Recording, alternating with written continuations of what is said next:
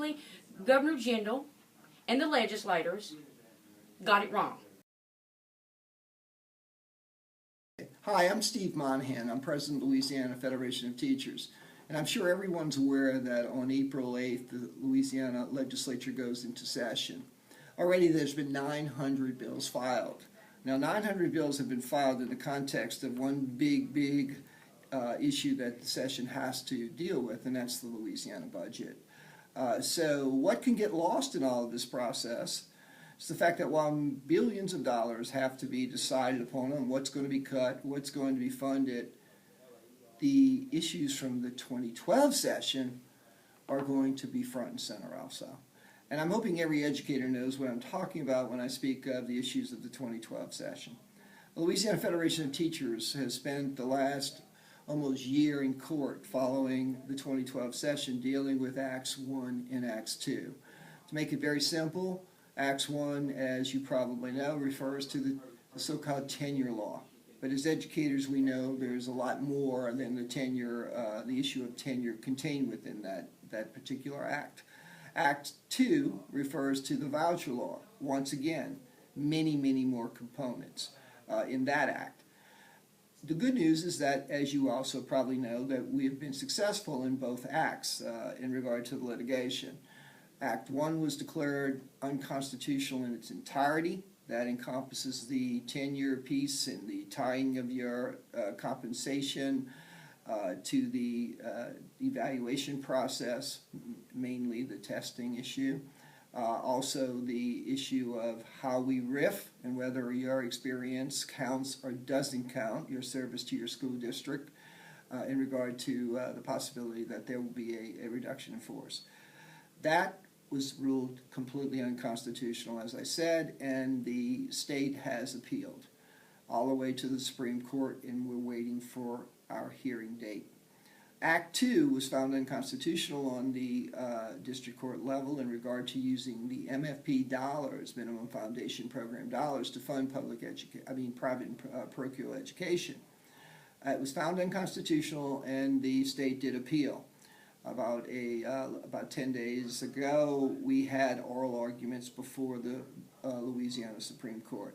We're currently waiting for a decision from the justices dealing with that unconstitutional ruling. Now here's the threatening news. The governor has decided to take both those acts, divide the bills that were contained within them, and has resubmitted them for review and for passage this session. We have had friendly legislators attempt to repair the worst elements of Acts 1 and 2. Those were also on the schedule of to be heard, and you'll get more from your Red River United in regard to the specifics of those bills. So while the government has to wrestle, the legislature has to wrestle with that $1.3 billion and whether or not we'll have a sales tax or we'll eliminate the respective corporate and personal income tax, all positions which you can also find in regard to where Red River stands and where LFT stands on those issues from your local affiliate. While we're doing that, we're also going to have a battle again on the same issues of 2012. So I'll end just this very brief overview by urging you to stay very much in touch with your local affiliate, to stay very much in touch with your president, Jackie Lansdale, and the Red River United office, because these bills, that even some of them that would be starting off as good bills, please understand the legislative process for what it is. Any bill, whether it starts off really bad or if it starts off really good, can be turned into something else during the process. So look for alerts, be ready to contact your legislators, be ready to pick up the phone, to send an email, or if necessary, come to Baton Rouge. We're not looking to disrupt the school day, we're not asking individuals to waste time. But if we want to preserve public education, and I know we all do, if we believe in what we do and how important it is, we're going to have to take a serious stand. I'll end with this. A bill that's very disturbing if to anyone who watches national news, has been filed by Representative Seabog. Representative Seabog has filed HB 552, which basically puts in everyone's mind, or I'll start by saying should put in everyone's mind pictures of the national news of Michigan and Wisconsin, of capitals where thousands of people are standing and saying, please stop this, what's happening here, and not to build any more drama.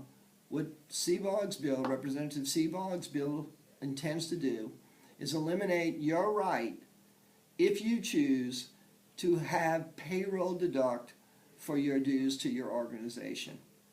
I'm going to be very, very clear. Prohibit school boards from allowing you the right to decide to do what you want to do with your money.